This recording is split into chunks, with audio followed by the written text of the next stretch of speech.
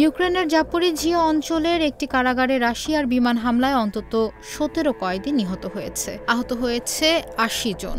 অন্যদিকে দিনিপ্রো অঞ্চলে রুশ বিমান হামলায় অন্তত ৪ জন নিহত হয়েছে, আহত হয়েছে ৮ জন।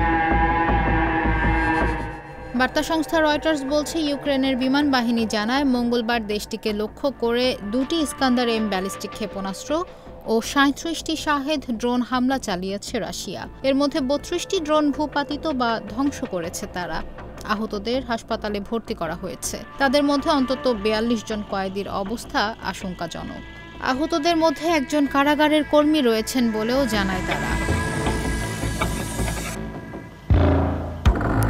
এদিকে দিনিপ্রোতে হামলায় একটি সিটি হাসপাতালের ওয়ার্ড, একটি প্রসূতি হাসপাতাল ও কয়েকটি স্বাস্থ্যকেন্দ্র ক্ষতিগ্রস্ত হয়েছে বলে জানায় কর্তৃপক্ষ।